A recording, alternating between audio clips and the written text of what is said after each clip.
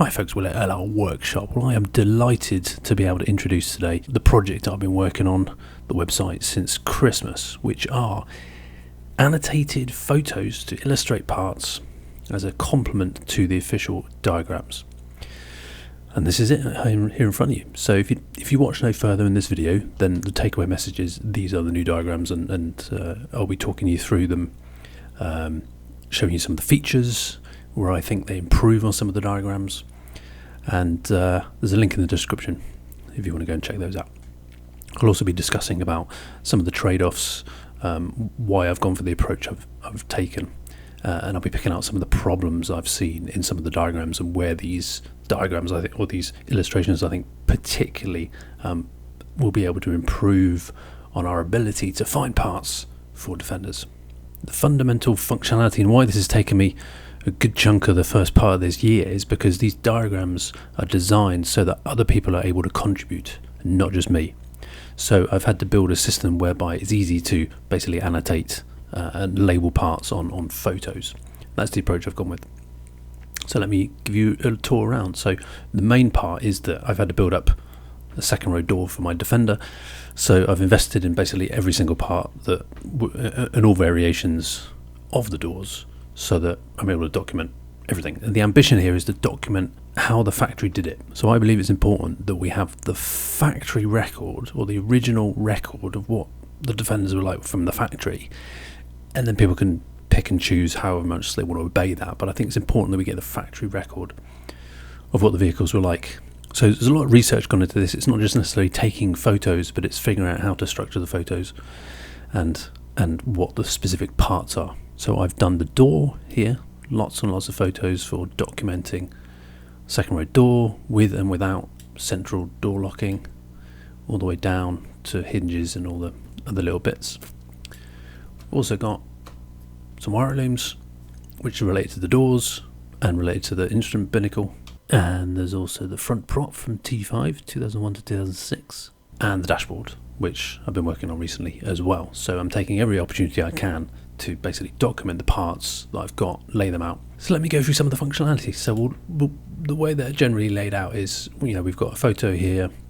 We can click into the part. As you might know, we've got labels, so we can click on the different bits. And you might notice that there's not that many parts on this image, and that's, I guess, one of the trade-offs with not having an exploded parts diagram, because the exploded parts diagram is designed to show you where all the parts are within a particular unit, and that works very well for things like transfer boxes, engines, diffs, and gearboxes that are quite complex and they fit together in a particular way. But the actual diagrams, the official diagrams, in many respects, they don't show a complete exploded door, for example. They don't show a complete exploded axle.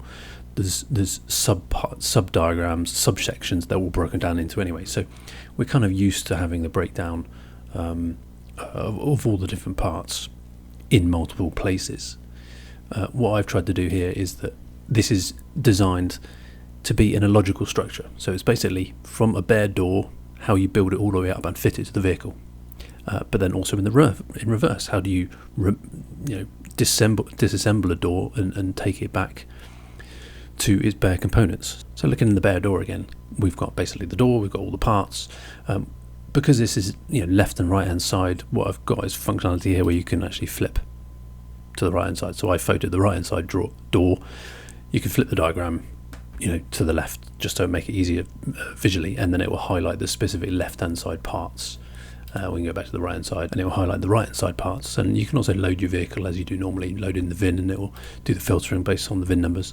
I think it's important that we have, even though a lot of these are superseded, this one's been superseded by this one, for example, I think it's important that we have a lot of all of the trail of the part numbers available, because sometimes you're able to find bargains. Basically, the old part number might still be available, or someone's listed the old part number on eBay, something like that, and you can go and find it. So I think it's still important that we have all this documentation and we don't just jump onto the latest part number. You're starting to get an idea here about, I don't just want this to be parts illustration, but I want this to be basically all the information you need to know about building a defender. Okay, there is no record really. There is no workshop manual for putting a door together. And it's a little bit fiddly and you have to do it in a specific way. And that's the kind of information I want to get into here. So for example, if you're going to replace the door skin, it's not as common on the steel doors, there's a photo here, which is from one of the factory videos, which highlights where you need to put the sealant, or where you would put the sealant in the factory. So, I've tried to go back to the factory footage and images to try and find information that I think is pertinent. The idea really being, we do this once, we do it right, we've got the information, it doesn't really need to be updated after that from that perspective. And then we've got these little clip snap sack things here, and it's quite interesting. What I found is that the diagrams say there's 12 normally, but there's actually only 11. There used to be one over here on the square corner doors, but on these rounded ones there's actually 11, so there's a note about that. We've got a little link here which can take us to this part, which is the specific. We can't show these parts in that other photo, so this is just like an extension where we can jump around and find this specific part here. And we've also got embedded photos for other diagrams, so we can jump around and navigate, I think, more easily. We can just go through the diagrams and find extra bits and basically go down the rabbit hole.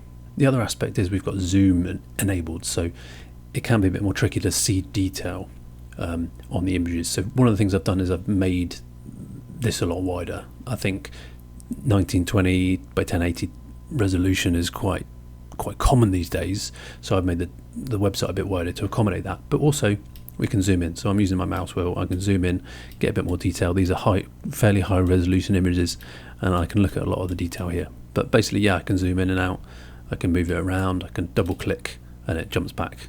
And I can also, I can scroll up and down if I'm, it can be a bit annoying, so you can turn that off here, site wide, and I can scroll up and down. Let's jump into a few of the other ones here. So the seals are quite interesting. So door seals around the edge here. So this is really about looking at the joints. So there's information here about, it's not just about fitting the door seal, but these joints at the connection points. Like this would be a gap, and that can be a leak point. So this is another bit of information to know. It's not just about fitting a seal, but there's these little things that are fitted from the factory that don't necessarily have part numbers. They do have partners in this case. From 2005, we've got these rubber pads, but I'm trying to document, how do we do that? We've got the water ingress manual, which has got a lot of good information there. So that's right here at your fingertips. So we've got the photo here. We've got the photo how you apply some of the putty potentially, and how you put the tape over the top, how that works. We've also got the Puma water ingress manual, which is similar but not identical, but it's a good resource. We'll put that there. And we've got these other ones that go up in the corners, which is the corner ones here. And this is a photo of kind of how it would have been from the factory around the mid-2000s era. You get the putty pushed up into the corner and this kind of tape on there. Now, there's no part number for that if you want that tape, but I've figured out that it's been documented as waterproof cloth tape. You can also use butyl sealant mastic. So basically been adding a load of parts into here that don't have part numbers, but it's still the kind of stuff we need to buy and use and fit. That's really the important stuff and the important detail if you want to get like a factory, get your vehicle the same as the way the factory did it.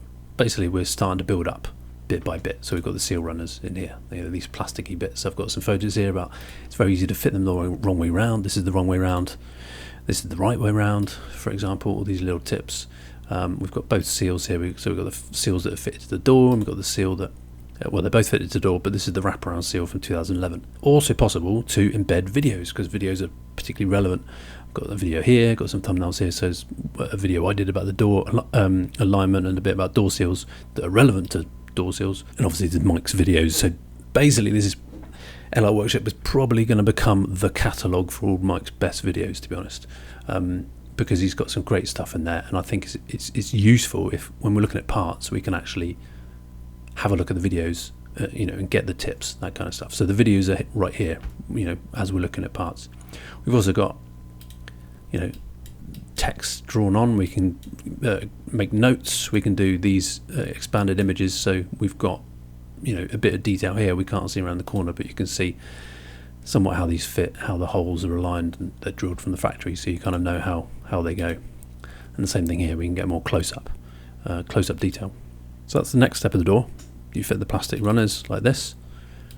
Step after that, we're going to start assembling the quarter glass. So we've got quarter glass in here, all the bits and pieces. The official diagram, this is actually upside down, so the diagrams don't show you the right way to fit this stuff. The fitment is actually having this little bit at the bottom where the diagrams show it the other way around. So lots of important details like this. We can jump through to this diagram here.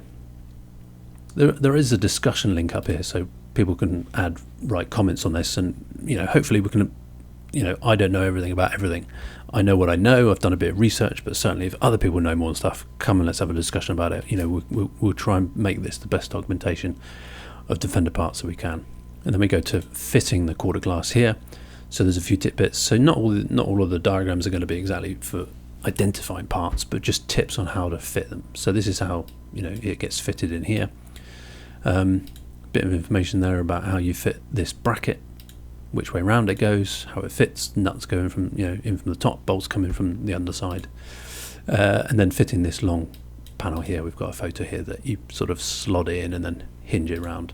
Then we've got a window glass. One of the key things with the window glass is how you actually fit the glass. Now I've gone back to the factory footage here. This is the only visual evidence that I'm aware of how windows got fitted, and the key part of this is the windows were fitted before this bracket got put on. It's actually impossible to fit the glass the same way the factory did it whilst this bracket's there. Now you could take this bracket off.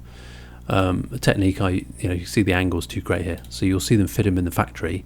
They fit the glass before this bracket gets put on, which is pretty annoying because you can actually get the glass in on earlier doors, but these ones are a bit trickier. There is a way to do it. You have to put the glass into the runners and then into the channels and then slide the runners on later. I also found that if you've got a wobbly ovaled hole there, you just drill a new hole. So really what I'm getting at is I'm hoping this is going to be particularly useful for a lot of people. We've got classic scenarios here where we've got this decal, like if you want to replace that decal, that's not in the door section of the diagrams, that's off in the body, that's off in the body section with the body decals. We've got bits and pieces here about how we're going to fit the door lock, what does the door lock look like. Got another video here. So you can see down here we've got with and without central door locking. So I'm hoping that we can basically accommodate all different variations. Really I want to structure the diagrams not necessarily about engines or models, but more around like when the parts were fitted. So you see these diagrams are 2005 to 2016. That's when these doors were fitted. So that's how these parts illustrations are applicable. So we've got central door locking here. It's all documented separately because you might want to add central door locking into your Defender at some point. So that's all documented, as well as the actuator, the looms, and we've also got connectors embedded here. So it's not just parts, it's not just notes, it's videos, photos, but then also the electrical connectors. So we can link directly to the electrical connectors on here. Got a bit of a note here, if you want to retrofit, here's all the measurements on the B post for creating a hole for the grommet if you want to put it in a factory location. My YRM B posts don't have this hole. They're galvanized, but they don't have this hole, so I would have to drill this to fit this. So yeah, good bit of information there. That's where we can also dip out of this. The way this is structured is we don't have to have just one place for the parts information. Parts information can exist in multiple places, because if we're building up the door and we've got the loom, we also want to know how's the loom fitted, how's the grommet fitted, but then where does that loom go? So we can jump in here into the wiring looms. We can see we've got the two door wiring looms here. This is the link loom that goes around underneath into the battery box. So documentation of the loom, the part loom, photos about how it's fitted, where the clips go, where the grommet goes. So it's all laid out really. Lots of useful information, I think, here. Interesting aspect here. I bought a loom from a 2.2 Puma, and this is a TD5 loom I've got. The connectors are identical. In the 2.2 Puma, they swap these connectors around from male to female. They swap them around. So this loom's not compatible unless you change one of the connectors. So good point to note. I've made that available in the notes.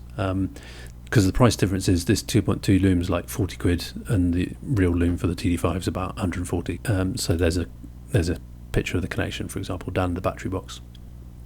So I think it's useful having the parts laid out on a sheet, and we can see what they are to document them, but then we can also click in and see this is where these clip into when we're looking from the underneath. Door hinges, we've got all the parts laid out here, and we've got the door hinges, we've got some Britpart kits in here if you want to add in other things. So we don't just need Land Rover parts, we can have aftermarket part codes, that kind of stuff. Another video, bits and pieces if you want some stainless bolt kits. These gaskets are important as well, because the diagrams are completely wrong with what the gaskets are supposed to be in this era. They're basically just one type of gasket. There's no real information about how many you should actually use. It's somewhere between 3 and 4 per hinge in my experience. So, it's useful information to know. And then finally we've got the check strap. We've got where the check strap mounts on. We've got the door card fitted. We've got tools in here, so trim clip pliers. If you need, in my experience, these are the best things to use for getting the door card off without destroying them. In the official diagrams, the door card's off in trim, which is in a completely different place. It's down here in trim, but it's actually part of the door, and it's an important part of the door because you can't actually get into the door without taking this off. You've got to take off all this trim first. This was actually fitted. I mean, technically, I think you probably could undo the hinges, but really you need to ideally take all this off before you take the door off the vehicle and then work on it in the warm and dry. In the factory, the doors were fitted with the water shedders, but without the door cards. They would go through all the water tests. They would get blown out. People would check that it wasn't actually leaking too much. And then you would see in the photo when the vehicles are coming out of the water test, there's a whole pile of door cards there. They would fit the door cards at that moment, right at the end of production line, just before it rolls off the end of the production line. So yeah, the door cards are, we've included the door cards here as part of the complete picture of what you need to do when you're working on the doors. And then we've got door striker, door switch, etc. The other one I've enjoyed doing is the dashboard. So it's not the full dashboard yet, but I've got the instrument binnacle here. So we've got documentation of the O-rings. If you want to replace the O-rings, they don't have a part number, but this is the O-rings you need, 99 by 2 mil thick, and same for these ones, 50 mil by 3 mil thick. A lot of the diagrams are, the diagrams try to include so many different variations for the pre-Puma dashboard. It's just a nightmare. So this includes, the binnacle, it includes the screws and everything there, which really quite hard. It's been a lot of work actually to try and figure this out.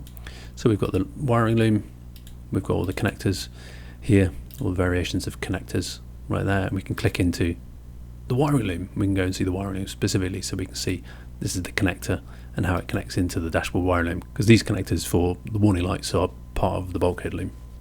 And then we've got a photo here of how the screws are fitted, for example. So it's trying to combine, not just the parts illustration, but how we fit the things as well. And then the instrument binnacle cowling, this is quite tricky because there's so many blooming screws in here, and trying to get this off. This screw here is one by itself, and this screw is not documented in the diagrams. The part number exists, but it's not listed in the diagrams. It's actually got a different screw listed, which is not the correct one. So a lot of the diagrams list the part that isn't actually the part that's actually used in the diagrams. A lot of the quantities are wrong. I thought I'd just talk a little bit about my inspiration. So I was really trying to figure out a way to do this, and I was, I had some ideas, and people suggested, what I try and recreate, diagrams with 3D diagrams, scanning parts, scanning the vehicle. I did try scanning parts with a phone app, and it's really not that good a quality.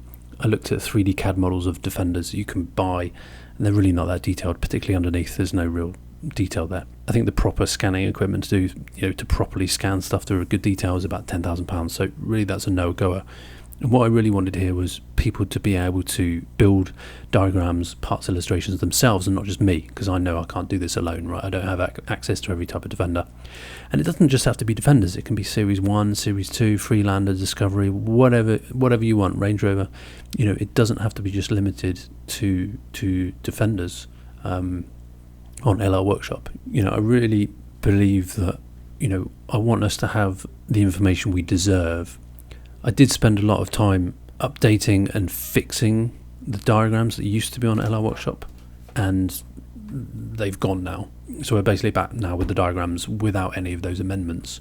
I think we deserve better, to be honest, in terms of parts illustration, because there's a lot of information lacking. There's a lot of information we want to know. I think our experience as DIYers is closer to, I think we may want to do closer to what the factory did, which is, we rebuild Defenders, we're building them from scratch, we want to know how they go together. So that's really where I want to kind of bring together not just parts information, but how to build the Defender in one place.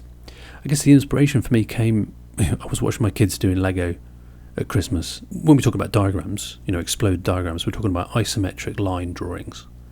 And Lego use isometric line drawings, but they don't try and encompass all of the parts, Lego parts, in one diagram. They lay it out step by step. 4-year-olds can follow it. And what's interesting about Lego is, comparing a Lego set for a 4-year-old versus an 8-year-old, they will have a lot more steps in the 4-year-old one. They will do one part at a time, and lay out and spell out really obviously, so they can see this is the part and this is where it goes. When you get to the 8-year-olds, it's kind of like there's less steps, and it becomes a bit more a bit more like a spot the difference competition. So I don't want the diagrams to be like baby steps, as it were, but the real kind of trick to building to documenting this is layering up the photos in as few steps as possible, whereby we can find the parts we need. I don't think I think going for an exploded diagram is a lot of work. I don't have the skills to do that. Even with scanning parts, it'd be great to do that. I think this is the way that is accessible, because for anyone can take a photo of parts and then come in here, and I've got a drag and drop interface. You just basically drag and drop and draw on here. You put in the labels, so you give each of these a label, like label 2 and label 1, for example. Then you list the parts available for those labels. You type in some notes, you can upload some images, and then the site will basically do all the rest. Which is why it's taken me so long, because I've been trying to make this easy to use.